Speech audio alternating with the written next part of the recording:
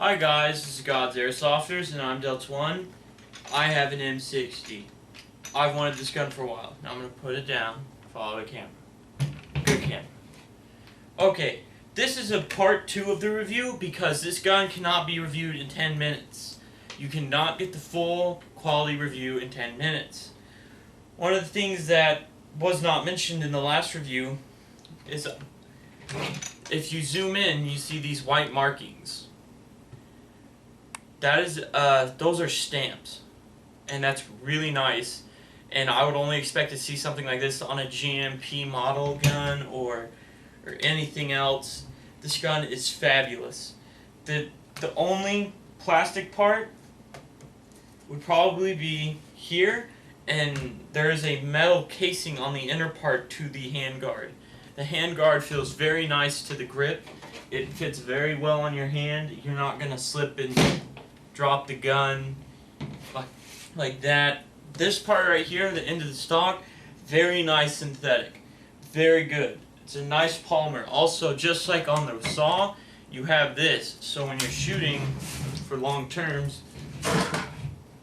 you have an extra hand free and the gun sits freely on your shoulder, which is a very nice feature that they have put into this. The build quality is unlike any other A&K you're going to find. The way this thing's been put together is just fabulous. There is nothing I have to complain about except for the fact that, I don't know why A&K did this, but I've seen this on another M60, is if normally when you pull this back, it'll spring forward. It doesn't spring forward, it's just kind of loose. We may have gone over that in the other review, but I'm just saying to let you know again. Also, it's got the same barrel design as the M249 saw, such as you push a button in on the other side of the gun, flip this up, the barrel comes forward.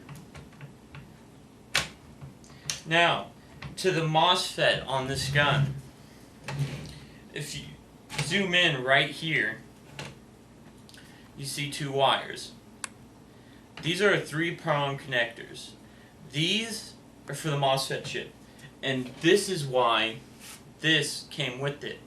To bypass the MOSFET chip and get the maximum rate of fire you can achieve, unplug this right here and plug in this plug right here. And that should achieve the highest rate of fire you possibly can with the A&K M60.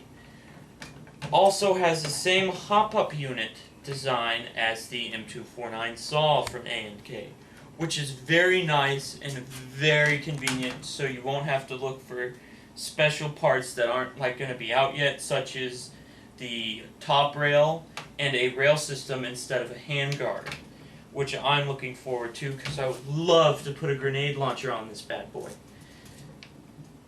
So, also the tip. It is a 14mm counterclockwise threaded tip, which is good because that's the standard tip for almost any AEG on the market. Also, timing knob. How the adjustable rate of fire works is like this. You just turn the knob and you'll find the sweet spot.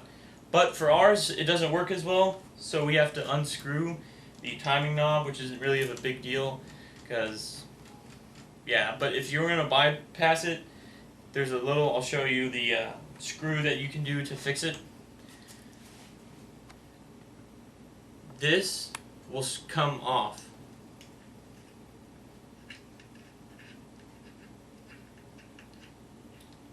And there's a spring in there. Just stretch the spring out a little bit. So, moving on. Now, to the front of the gun. Now, it looks kind of like a light bulb switch that you would just flick up or down to do it. But not really. It's a computer chip that basically adjusts the rate of fire for you, which stabilizes the amount of battery power that's being distributed. It is a little fragile, so be careful. And you just basically adjust it to the rate of fire you please. When this knob is facing you, the flat surface, the rate of fire is going to be slow. When it's away from you, well, for me, it's going to increase your rate of fire, which is a really nice feature. I personally like it.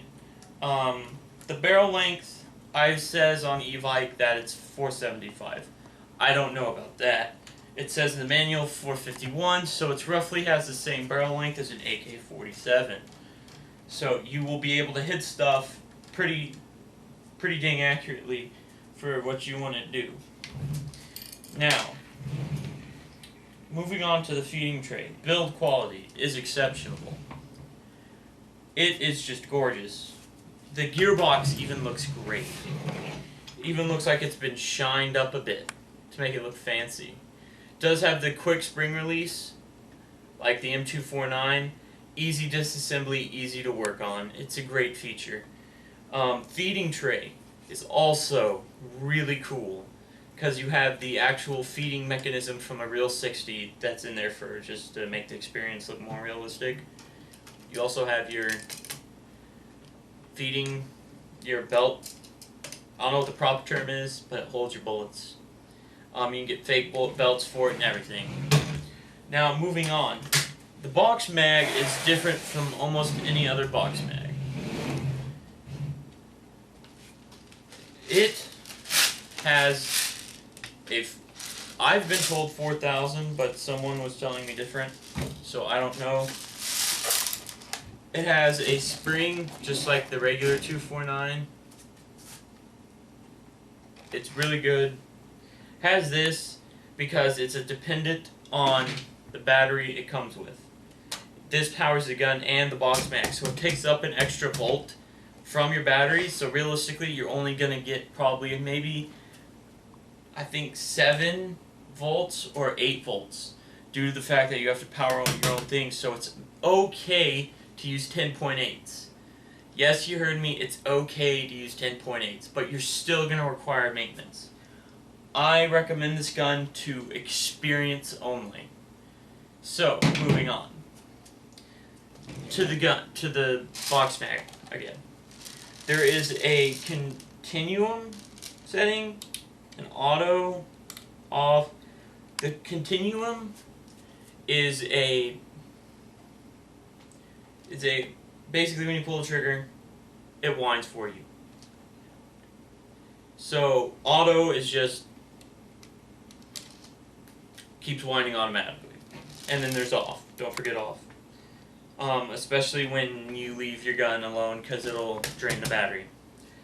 Also, putting this magazine on your gun is probably the hardest magazine to put on any airsoft gun that we have ever got our hands on. There is no way you can speed reload this. It's impossible.